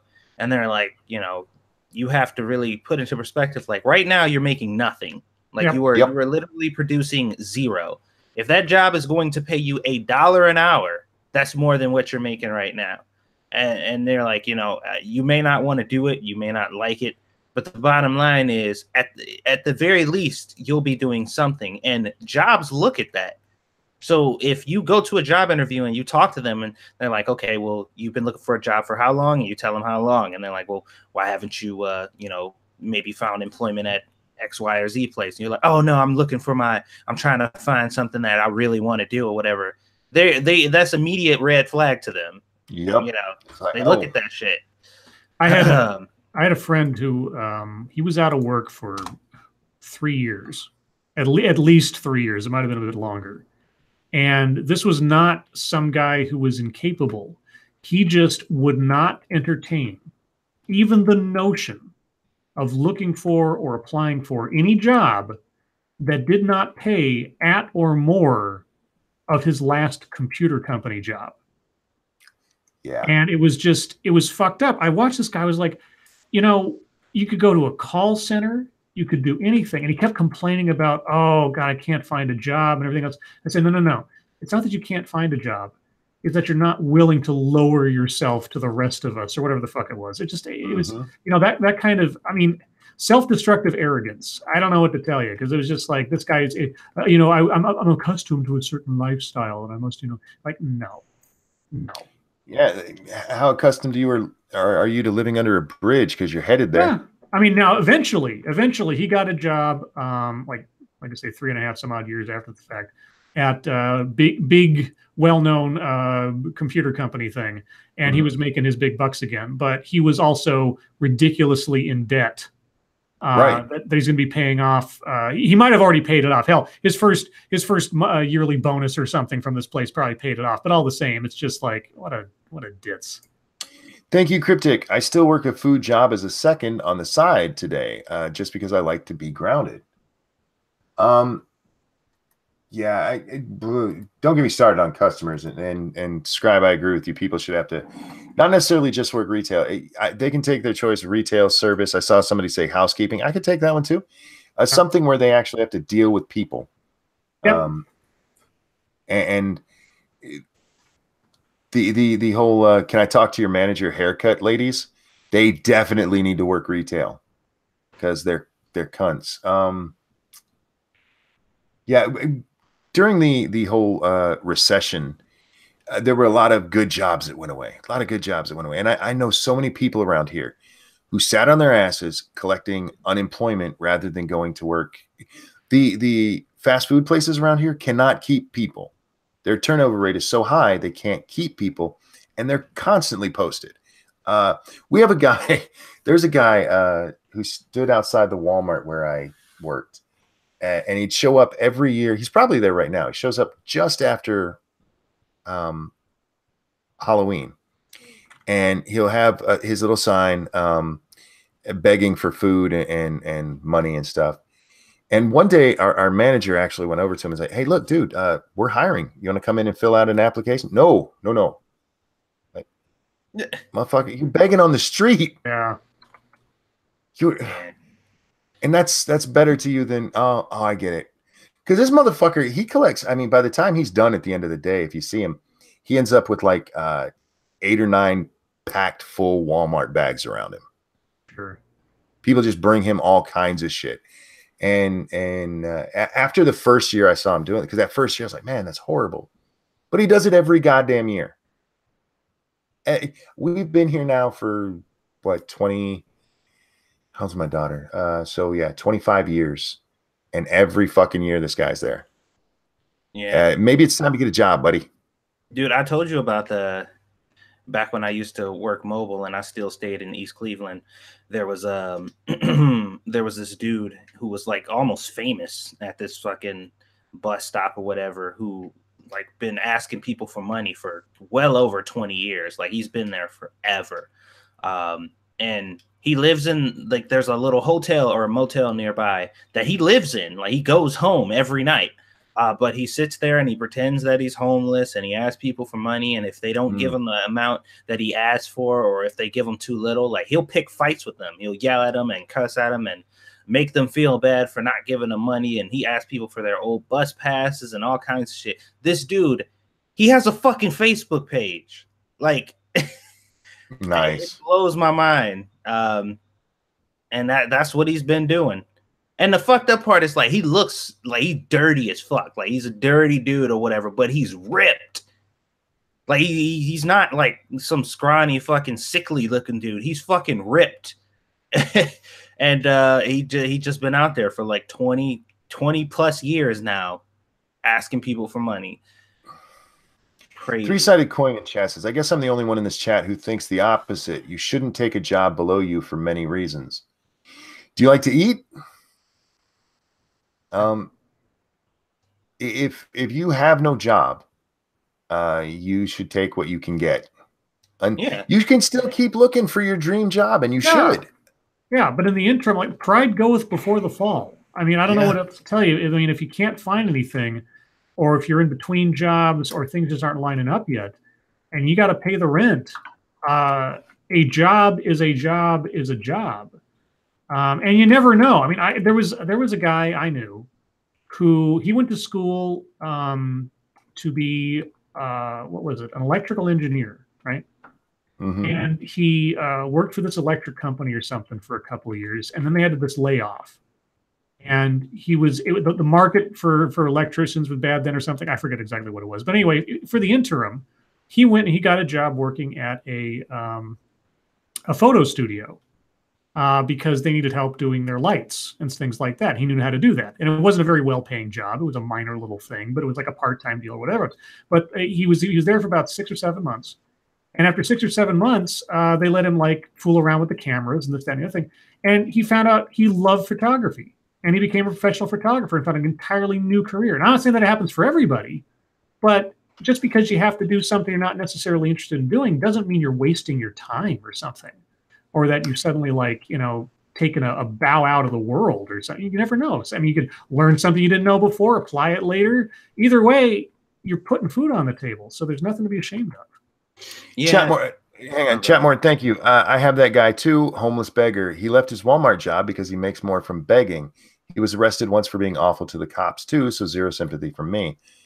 I get that. I three-sided coin expanded, and I want to ask you a question here, because he says it's more than that. If you get a job at a call center when you're an executive or a high-level programmer, it could mess with your actual prospects. Have you ever hired people? I've hired a lot of people, and one of the things you look at is their time unemployed. You asked them that question. Why were you unemployed during this time? And I have had people tell me, well, I was looking for a job I wanted, and they did not get hired. Because what you're telling me is that you think there's work beneath you, and that if I ask you to do something at some point down the line where you don't think you should have to do it, you're going to tell me to go fuck myself. I will take somebody that has been working solidly through, even if that job was below their talent or their education, far more than I'm going to take somebody who said, look, I was holding out for a job I wanted. Because you just told me that you think some work is beneath you, and that's going to run it. We're going to have a problem sometime in our work relationship. That's a sign of a good work ethic. I mean, just flatly, it's a sign of a good work ethic. It's like, I need to work. I need to keep moving. It's just, Well, here's my thing. I feel like there's pros and cons to either side, depending on how you're looking at it and the reasoning behind why you're not taking, this or that job. But the bottom line is, if you're one of those people who are complaining about not having money and complaining that you're always broke and you need food and you need this stuff and you got stuff going on, but with all that said, you have job opportunities that are available and you just refuse to take them, then shut the fuck up. Like, I don't want to hear that shit. Like, because you have jobs that are available. You can take them. You're just not. So all the complaints about what you don't have, that's your fault. Outside of that, if you can still survive and do what you need to do and take care of yourself while still looking for whatever position it is you want to look for, because you feel like doing something else could either distract you from that goal or, could mess up your prospects, as you say, then more power to you. But I hate a motherfucker complaining to me constantly about, them not being able to do this and not being able to do that. And, oh man, I wish I had this and I wish I had that. And stuff sucks for me so bad. I don't have any money. I'm like, well, why don't you work here? I don't want to. Well, shut the fuck up. Like, I don't want to hear you complain. Like, don't complain to me about that shit. I hate that. My little brother was doing that for a while, and I just had to tell him to shut the fuck up. Like, shut the fuck up. I don't want to hear that shit. Let's go ahead and turn this over to chat, guys. Questions, comments, concerns, throw them into chat now. There's a couple I actually have to address already, but this is the time we try to pay attention to chat. We're not always the best at it, but we do try. So if you want to address something that's been said, or you want to bring up something else, now throw it in there, and we'll do our best to address it. Three-Sided Coin says, yes, he has hired a lot. You're the only person I know of that would not hire somebody because they had a job that you felt was beneath them. And that is from going to many managing conferences and things like that as well. I've never heard that. Now, a couple of people, Scrappy and Miss Slim One, say they've had people tell them that they wouldn't hire them because they're overqualified. I've never, Scrappy says that I would probably be somebody who said that to them. No, I'd be like, cool, come on in. Because I've also never been one of those people who wants to stop the employees who work from them from advancing their life. If you get a better prospect, great. It led to me losing a lot of really good workers. It did. One girl in particular, she was my right-hand girl, man. She did everything for me. But her training was in accounting, and she got a chance to go work for an accounting firm where she was making like 3 times what she made with us. And I was happy for her. It sucked for me, but I was happy for her.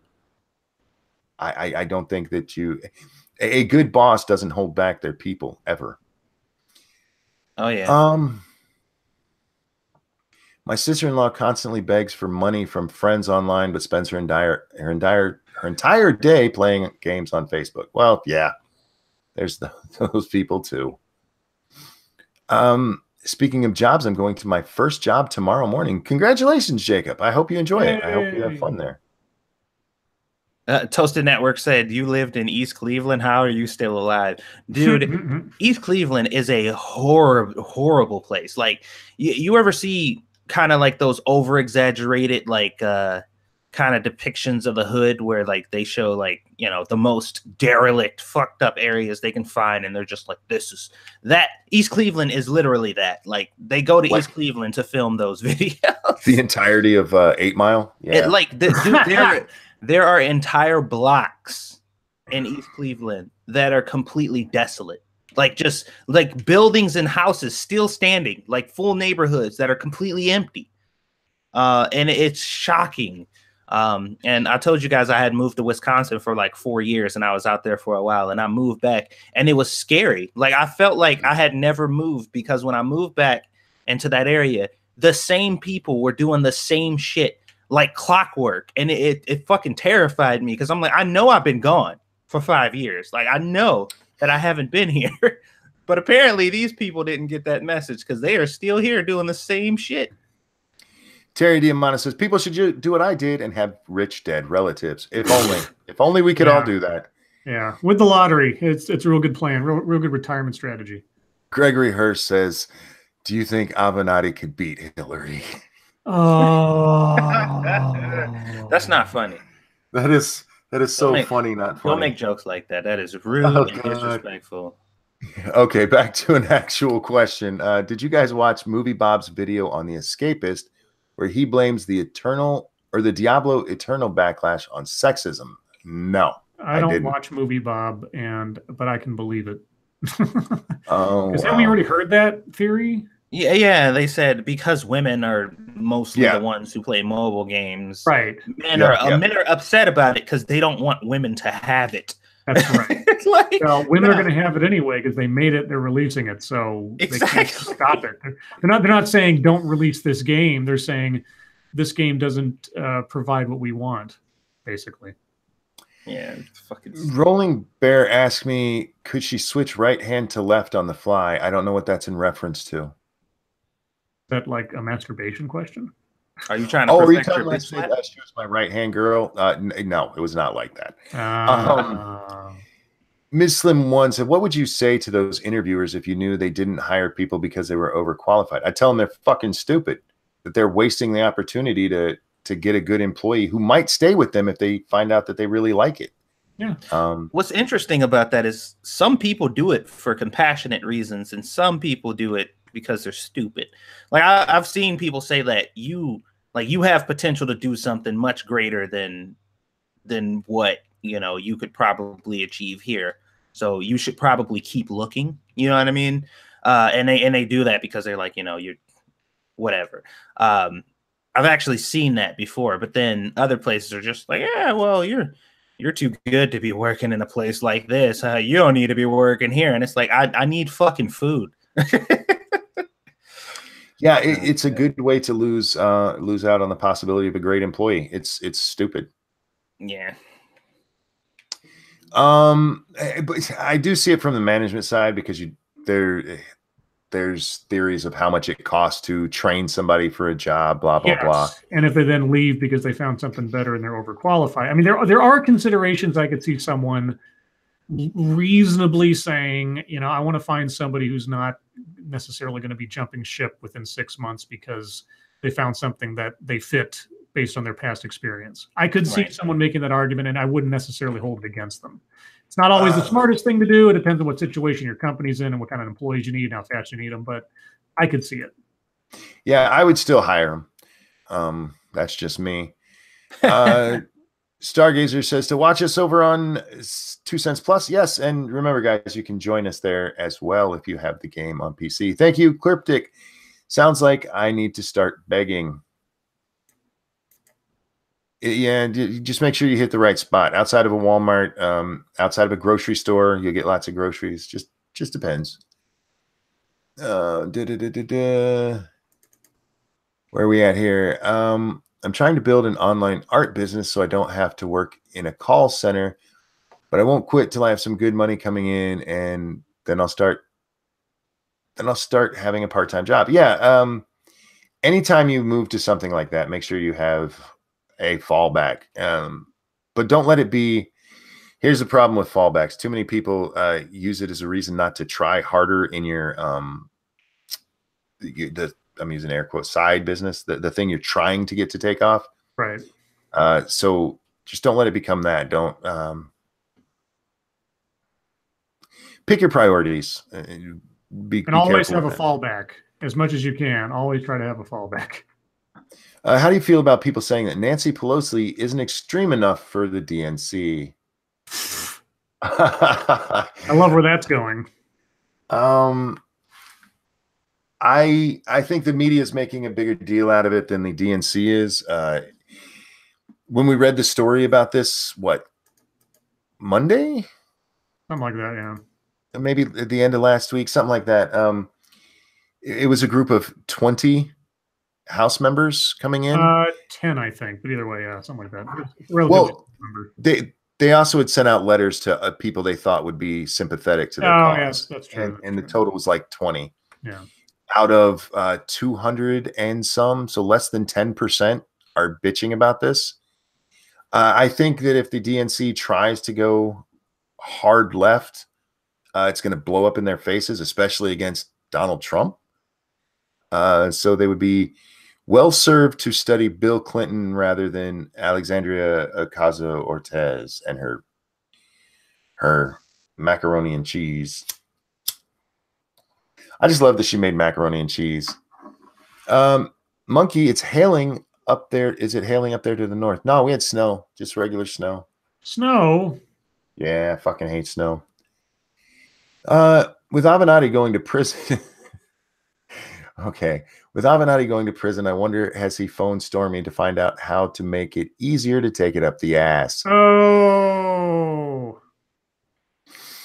Yeah, just take it from her husband. Apparently, that's all she does. Now. Scribe Light, did you buy your turkey? I buy my turkey. Thanksgiving's coming. I'm not going home to my parents' place for Thanksgiving. It's going to be just me kind of being alone mostly. What do you eat? Do you have like a turkey sandwich? Oh, I don't have any plans. Major. Are you going to eat ramen on Thanksgiving? No, I never eat ramen. That's for like stupid people. Wow. You should come to the house. We'll feed you Thanksgiving dinner, man. Yeah, I'll fly out to Michigan. Where's that other question I saw? Ebony had asked one. Where is it? There it is. In the Lords of chat Night, somewhere.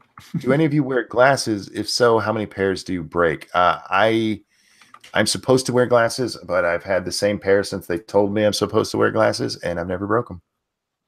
I've been wearing glasses since I was in first grade, kindergarten, maybe something like that. Very, very young, because my family's a family of bad eyesight.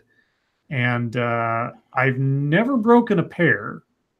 I've replaced several over the years, of course, but I've never broken one that I know of. I don't wear glasses because I'm not a fucking nerd. Oh! Weibo says, Scribbles, come visit me for Thanksgiving, in all caps. You know what's funny about that exchange there? What? With Weibo? No, when I just said I don't wear glasses because I'm not a fucking nerd. Yeah. My own subconscious in my brain was like, says the weeb.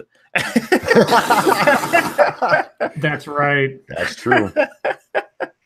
Devil Fruit asks, is it elder abuse to let Ruth Bader Ginsburg, I always want to do that, Gator. stay, you know what, Ruth Ginsburg, she doesn't get two last names, All right. stay in the Supreme Court for as long as she wants? No, it would be elder abuse to force her to stay there until she died. Yeah. Let's see. I wonder if there's a provision for, like, if a Supreme Court justice starts to show like dementia or something, is there a process for like declaring them unfit for office or something? I'm sure there is. I was wondering if there's I mean, I don't know if there's something like a provision somewhere in the law, somewhere that says, you know, in the instance that someone has something like that happen, this is the procedure. It kind of like when they, what is it, the 25th Amendment? Yeah, or 24th, 25th. I forget what one it is. Yeah, I don't think there's a specific one like that, but they can impeach him. Sure, yeah. Okay. So, I mean, I think that would be the way they'd have to go. And if they got to that point, I don't think anyone would object. Yeah, as long as it was like, you know, obvious. Yeah, because it's for life. But I mean, if they go, what's the word I'm looking senile. for? I don't want to say senile because I'm not. If they like actually get Alzheimer's, you know, that they obviously shouldn't be on the court anymore. Yes. So yeah. Oh, by the way, Prospero did confirm to me that dude who had banned the word. What was it? Banter. Banter. That is the guy who was having the dust up with Dankula there over his dog. Oh God. It's probably where he came up with it. We can't say banter. What a fucking douchebag. Banter. Yeah, Jim uses that word a lot. Talk about that. Everybody's been throwing that word around lately, and they've started calling it bants, and I want to slap them with my dick. Bants? Yeah. You don't got the good bants, man. Yeah. Let's see. A court has ordered HRC to submit to more questioning about those pesky emails. Think anything will come of it? No. I mean, for everything else aside, if there was something that was blatantly criminal about any of it so far, they would have found it. It would have been kept a secret, especially not during an election year. Well, the problem is we know it was criminal. Well, okay. If anything on top of that would lead to an actual indictment or something beyond what's already been shown, because basically she got a pass on everything that's already been established. So unless they found something else that was demonstrably like you can't avoid how bad this is, nothing's going to happen to her. She should have at least gone to trial over this. So many others have, and yeah, she did get a pass from it, and it was wrong. But I don't think they're going to dredge it up again, unless, like Scribe says, something major comes out. Yeah, if they discovered something that was brand new, that showed something that was undeniably criminal or corrupt or something, then yeah, you might see something happen. Elsewise, nah. Devil Fruit Zero wants to know if we know our blood types. I don't. I used to. I don't remember it. I think I was told it one time, but I have no idea. I know I have blood. Yeah, very good, Monkey. Why didn't Justice Ginsburg retire after first signs of bad health? Well, because when you're old, I mean, everything is bad health. you sneeze and everybody thinks you're going to die. There is a rumor going around right now that she's going to retire in January. Yes, I've heard that. Whether or not that's true, we'll find out in January, I guess. Yeah, there was a report that said some of her what are they called? The people who work for him? Clerks? The clerks, yeah. 2 of her clerks who remain nameless said that she had told the Democrats in Congress that her cancer had come back. She's survived malignant. Jesus Christ.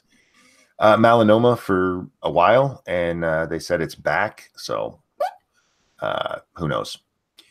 Avenatti just posted $50,000 in bail. Gets swarmed by reporters outside the police station in the last half hour. Well, yeah, I mean, this was going to be a big story because he's thrown himself in the spotlight. If there's any truth to this, you're not going to see him anymore. He's not going to be brought on to talk about shit on TV. Nobody's going to care about the Stormy Daniels case. It's all going to go away. Yeah, the only thing you'll see about him is the coverage of the trial if and when it happens. Hey, Monkey, you said that wrong. It was ligma. Look, I say a lot of stuff wrong. Monkey, have you heard about some of the effects of ligma? Satsu? We've been over this. That joke doesn't work on me anymore. I figured one time, maybe 2 times, that would be incredible. But all right. Cryptic, thank you. He'll give us Stormy denial. Oh. Well, like I said, if the TMZ article is correct, his defense is going to be, she hit me first. She hit me first. She hit me first. That's going to be hard to prove when to hit a woman unless she hits you first. Look, if she hits you first, I mean, that's self-defense at that point. But from the sound of it, somebody beat the shit out of her. We'll have to see the pictures when they come out, because I'm sure those will come out. I'm waiting to see the blowback of the Alex Trebek thing. Oh, you didn't talk about that. We didn't. He actually gave a who is it? An interview with Vulture. Of all places. Yeah, and it wasn't even supposed to be about the #MeToo movement, guys, but he said it with the #MeToo movement, it's got to be a scary time for men. And every time we've seen that happen, people just beat that man down until he apologizes for it. So we'll see what happens with him. Excuse me, I need to get a drink. My throat is dry. Let's see what else we have going on here. Disneyland or Disney World? I've never been to Disney World. I like Disneyland though. Oh, Snubbirth says, I am Sofa King, we Todd Ed. He's so fucking retarded. But we still love you, Sofa. Or Snubbirth. Thank you for the super chat. You had it right. He is Sofa. Scribe Light, do you know that Movie Bob is currently shitting on Pelosi on Twitter at the moment? I don't follow Movie Bob. I couldn't care less about Movie Bob, honestly. If you want to shit on Pelosi, hey, join the club. A lot of people are and have been for years. I don't know. Just tell them to wipe afterwards. Oh. Ebony Williams says, I need new glasses to go to the dentist, to learn to drive, groceries, make it to the gym, get closer to Jesus, and so many things. Just take it one at a time. Just start integrating them into your life. Was Trebek dog whistling that he is a Trump supporter? That is what Trump said. From everything I've ever heard Alex talk about politics, and it's very seldom, yeah, I would guess he leans more right than left.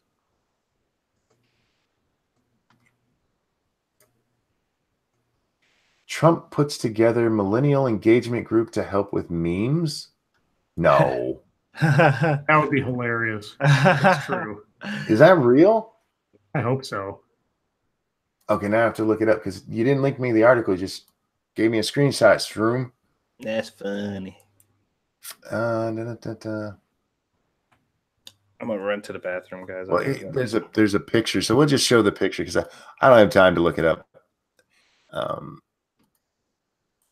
So there you go, with a white girl right in the front.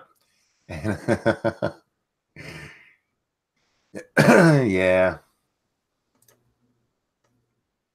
Anyhow, you know, if you're worried about memeing, look, the left can't meme. You're just not funny anymore. You've lost your sense of humor. Do I put anything in my ramen? It depends. Normally, I just like it itself, but if I have some steak, I'll put some steak in it sometimes. I really like putting corn in it, believe it or not. Jean-Pierre, I already know what that means.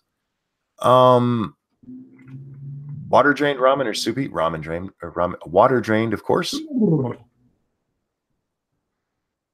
Memes by commission. Well, this is the same woman whose campaign announced that she was going to be more spontaneous.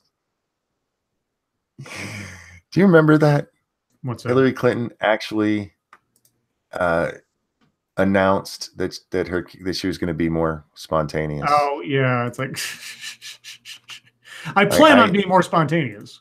Yeah. I don't think you understand how that works. Actually, I want to bring up that quote from like Princess Bride. It's like, I don't think you understand what that word means. I don't think that word means what you think that means. Yeah. It would be hilarious if they were all Pepe means. Yeah, it would. Yeah, the problem with the left is that they've lost their sense of humor. And somebody got mad at me on my stream last night because they said, this is the second video in a row where you've said something isn't comedy. The other one was the Saturday Night Live piece where the guy made the joke about the one-eyed veteran. Oh, yeah. And I didn't say it wasn't comedy. I said it wasn't funny because it wasn't. This is a dude who goes at his own jokes. And you could see he telegraphs the jokes so hard. And you know what? I understand he's trying to be he's trying to make it comedy. But he's one of those people who is so proud of his own joke that he kills it by laughing at it in the middle of it, and it's not that funny to begin with. Who we talking about? The guy from Saturday Night Live who did the joke about the one-eyed veteran. No, it's not Jimmy Fallon. I don't know his fucking name. He's some white-haired correspondent on the Weekend Update now. Even he seems to be trying to do a Steve Martin, but his hair's obviously not naturally that color where Steve Martin's was at that age. Yeah, he laughs at his own goddamn jokes in the middle of the fucking joke. And it's annoying. He's the kind of person that if I knew him in real life, I would tell him to stop talking. Just stop. Apparently his name's Pete Davidson. Yeah, he's not funny. And if you think he is, then you need to go immerse yourself in George Carlin and Richard Pryor, some Eddie Murphy from like Raw, and go see real comedy. Norm Macdonald. Oh, yeah, even Norm Macdonald. Yeah, there's other for fuck's sake. There's a new Hate Speech Isn't Real, Change My Mind. Anyone watch it? No, but I would be happy to watch it because I one like Steven Crowder's segments, and two, I bet that one's funny. Faithless says, I love that most of us don't know his name. Why would anybody? Who is the best Willy Wonka? You know what? I never really liked Willy Wonka, if I'm being honest. Well, Gene Wilder by a country mile. Gene Wilder was great. I hated Johnny Depp as Willy Wonka. Johnny Depp was it was just bad. And they're doing a prequel movie now of Willy Wonka, like an origin story or something. Of course they are. And I'm like, Jesus Christ, stop. Stop. Gene Wilder or whatever, he seemed more like he seemed like a person who was just kind of fed up with a lot of shit, and he was kind of, bitter. But Willy Wonka seemed like a complete total asshole, like just a piece of shit person. Well, I mean, the character, the Gene Wilder portrayal is this sort of like a guy who's been disillusioned by his own success and the magic in the world, and he really needs somebody to re-energize him. And that's why he's like looking for a child, because the child in him is dead. So he's trying to find somebody to take over the chocolate factory, or in the abstract, to revitalize the magic of his business or of his life. So yeah, he's a very bitter person. He's a very bitter sort of crotchety misanthrope. But Gene Wilder does it with such, like, what's the word I'm looking for? God, there's a word for it, but pizzazz, I guess, Well, his sarcasm seemed a bit more natural and just a lot less like I hate people and more like I don't have the patience for your shit. Yeah, he didn't need to telegraph it like Monkey used that word a minute ago. We need to, like, it's a show not tell kind of thing. You can tell by his mannerisms, his tone of voice, how he, when he looks down at the children and tells them something in a very condescending way. He doesn't look like a fucking alien and act like a sociopath.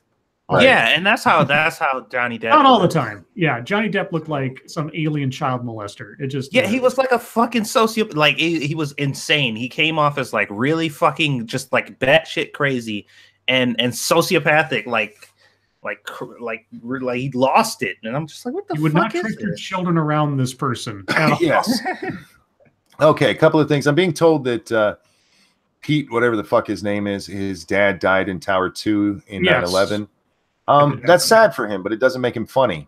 No, it doesn't. He doesn't deserve to be on Saturday Night Live because his dad died. Everybody has tragedy in their life. That doesn't mean he's not funny. TOS says he didn't check the story or the date on that story. Don't worry about it, but that happens. No big deal. Yeah. And Weibo says that there's a theory that Snowpiercer is a prequel to. Yes, I watched that video that talks about how Snowpiercer is a sequel to Charlie and the Chocolate Factory, and it's actually a brilliant analysis. It's not perfect, but I love it. So if you have seen Snowpiercer and you've seen Willy Wonka, the Gene Wilder version, take a look at that video. Look up the Snowpiercer Willy Wonka theory. It's actually very interesting. I really like it. I always hated that movie, and even as a kid. No, Willy Wonka, or whatever the Gene Wilder one was called. Yeah. Charlie and the Chocolate Factory. Yeah, it is such a preachy piece of shit. I hate it. Oh, I want to kick those little munchkins right in the face as they sing their condescending, self-righteous songs. I've always hated that. Anyway, Oompa Loompa, you're a fucking bitch. Wow, Monkey's got some issues. I do. I fucking hated that movie. There were two movies I hated growing up, and they came on every fucking year, and we always had to watch them. It was that and fucking Wizard of Oz. I fucking hate that movie, and we had to every fucking year it came on, and we had to watch it. Like, That's funny. I'm just saying. What else did we miss here? Excuse me. You took it that way. I thought she said that is more of a reason to be disgusted at his humor. I wouldn't be disgusted at his humor. I don't mind his humor if he was funny. Again, you can make anything funny. I am with George Carlin on that. You can make fucking anything funny. Just make it fucking funny. Don't just Monkey hates midgets confirmed. You'll notice they were all male midgets, right? How do you not like The Wizard of Oz? I have taste. No. I could have gone with I'm not gay because that applies too. I don't understand why gay men love that movie so much and love her so much. What, Judy Garland? Yeah. Well, I don't know either. I'm not gay. I'm gonna have to get a gay. Who's in our audience that's gay? Oh, I know a gay person I can ask. Okay, I'll have to ask them. Look, sometimes you have to go to the source. Like there's an episode of Scrubs where just off the cuff, Todd asked, "Do gay guys get turned on by the sight of their own penis?" And I'm like, that is a deep fucking question. So I had to go ask a gay guy, and he said, "You know what? Sometimes I do." Like it makes sense because they're gay. They like penis. They would like their own penis. I'm just saying. What else do we have here? Ranting Monkey, make a double surname funny. No, people need to stop doing that shit. Pick one. I'm tired of every fucking story I'm reading that every person involved's got 2 goddamn names. There was one today that I read. The woman's name, the first of her names is Between. So every time they'd start an article or a sentence, it was Between, and then her other last name, like Between what? Oh, I forgot. That's her fucking other name. Between was a name. Yes, Between. Okay. And that needs to stop. Anyway, I'm it's done against ranting. God's plan. I'm done ranting because it's the end of the show. Oh. And that's the only reason. I'm very ranty tonight. I apologize for that, guys. I don't apologize. I don't give a fuck. Well, it's a good thing it's your show then, isn't it? Indeed. Chat, thank you guys so much for coming and hanging out with us tonight. Thank you for the super chats. I can't tell you how much I appreciate those. Don't forget to come watch me and Satsu over on 2 Cents Plus. We will be playing 7 Days to Die on the open server, and you can join us if you have the game. Just find our Discords and get the information from there. What else? Do we have anything else we need to promote before we shut down? We'll be on Satsu's channel tomorrow night. That's true. Are you guys playing 76 tomorrow that you know of? It's up to Satsu. I should be able to, as long as work doesn't somehow keep me there later than I should be. But yeah. Follow Satsu and him on Twitter if you don't already. You should be anyhow, to find out if they'll be playing tomorrow. And other than that, guys, thank you, Satsu. Thank you, Scribe. And everyone, your lives make us sad. We'll see you next time. Bye, guys.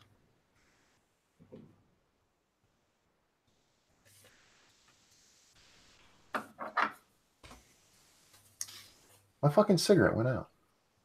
Well, light it again. God damn it. No, you can't do that. It tastes like shit. Today's secret word is between.